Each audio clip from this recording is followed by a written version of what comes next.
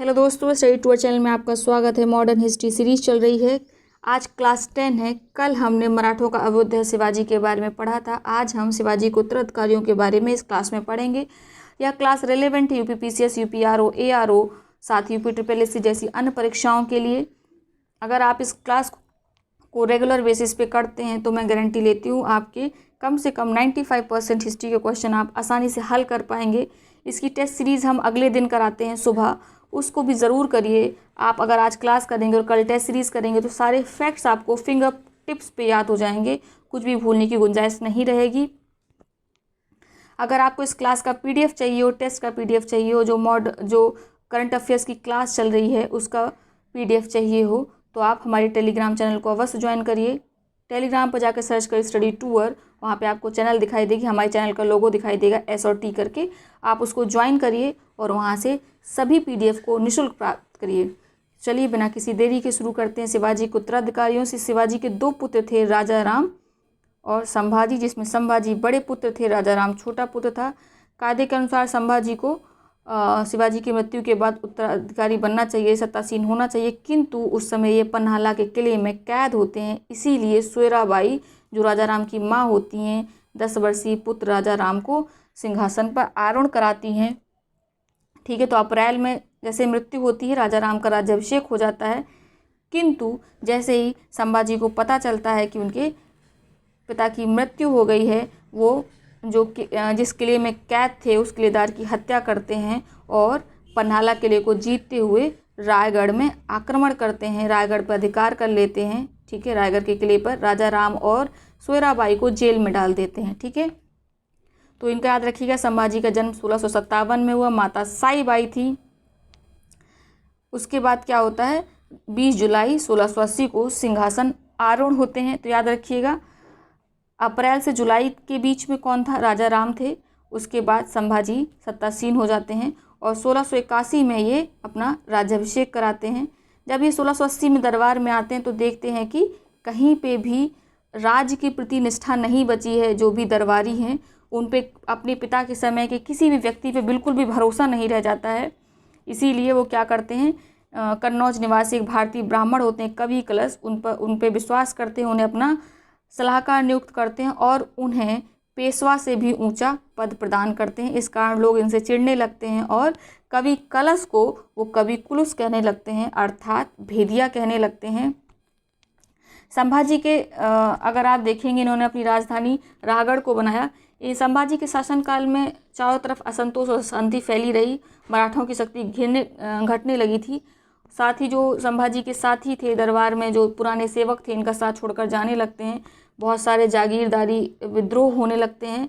एक महत्वपूर्ण घटना हुई थी जिसे बार बार सभी परीक्षा में पूछा जाता है कि संभाजी के समय किसका विघटन हो गया था, अष्टप्रधान का हो गया था। प्रश्न इस तरह से आता है किसके शासनकाल में अष्टप्रधान का विघटन हो गया था। तो याद रखिएगा संभाजी के समय में, इसको बिल्कुल याद रखिएगा, बहुत इम्पॉर्टेंट है।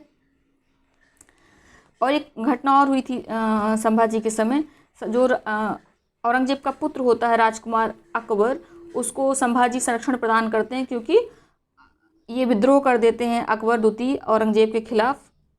अकबर इनसे शरण मांगता है, इसे शरण प्रदान करते हैं, धन वगैरह देते हैं और यहाँ से वो फारस भाग जाता है बाद में। किंतु औरंगजेब संभाजी से रुष्ट हो जाते हैं और मुगल सेनापति मुकर्रब खां को वो भेजते हैं 1689 में कि जाओ संभाजी को पकड़ के लाओ। तो मुकर्रब खां जो है वो शिवाजी के पुत्र संभाजी को और कवि कुलुस को पकड़ के लाते हैं बहादुरगढ़ में, जहाँ पे औरंगजेब आज्ञा देते हैं कि इनको सता कर मार डाला जाए। संभाजी और कवि कुलुस की निर्मम हत्या कर दी जाती है 1689 में, शरीर के टुकड़े कर दिए जाते हैं और कुत्तों को डाल दिए जाते हैं। साथ ही इनके सिरों में भूसा भरकर दक्षिण के मुख्य नगरों में घुमाया जाता है।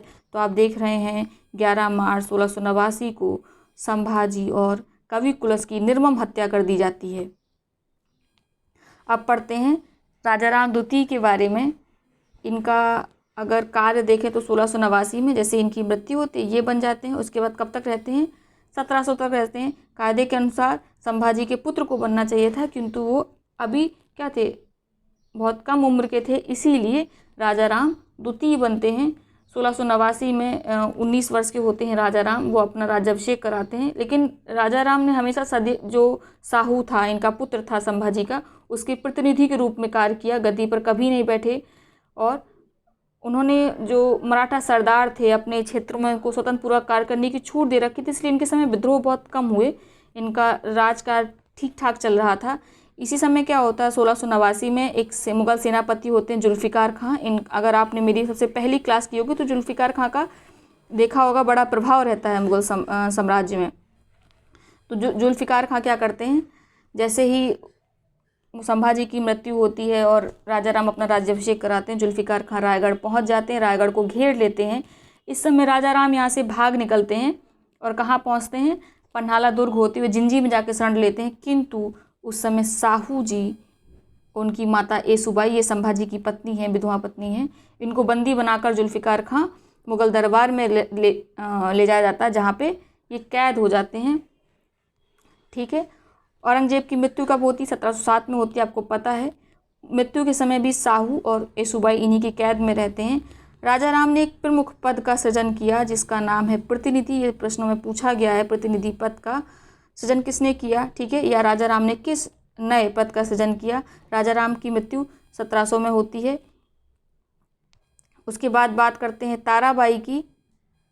ताराबाई क्या थी, राजा राम की मृत्यु के बाद उनकी विधवा रानी मराठा सरकार की वास्तविक प्रधान बनती है। अपने 4 वर्षीय पुत्र शिवाजी द्वितीय का राज्याभिषेक स्वयं कराकर वह संरक्षिका बन जाती है। तो याद रखिएगा, राजा राम की विधवा रानी थी ये और इनका पुत्र 4 वर्षीय था, नाम था शिवाजी द्वितीय। ताराबाई ने जनता में उत्साह का संचार किया, औरंगजेब के साथ कड़ा संघर्ष किया। इस समय पन्हाला और विशालगढ़ के दृढ़ किलों को उन्होंने अपनी राजधानी बनाई। तो याद रखिएगा, पन्हाला और विशालगढ़ को इन्होंने अपनी राजधानी बनाई। ताराबाई के समय मराठों का उत्कर्ष काल था और ये लगातार औरंगजेब से संघर्ष करती रहीं। और 1707 में जब औरंगजेब की मृत्यु हो जाती, उसी समय साहू, जो मैंने आपको बताया था 1689 में कैद हो गए थे, वो उनको आजम शाह जो है वो रिहा से कैद कर देते हैं जुल्फ़िकार खां के कहने पर। तो उसके बाद अब ताराबाई की जगह शासन किन के हाथों में आ जाता है, साहू जी के हाथों में। हालांकि बिना संघर्ष के ये सत्ता इनके हाथ में नहीं आती है। ठीक है, तो पहले हम थोड़ा सा साहू जी के बारे में जान लेते हैं। साहू जी किसके पुत्र थे, संभाजी के पुत्र थे। इनकी माता का नाम येसुबाई था। 1689 में औरंगजेब के जो सेनापति थे जुल्फ़िकार खां, उन्होंने इनको साहू जी और इनकी माता को गिरफ्तार कर लिया था 1707 में। जैसे ही इनकी औरंगजेब की मृत्यु होती है, जुल्फ़िकार खां के कहने पर आजम शाह ने साहू को रिहा कर दिया था।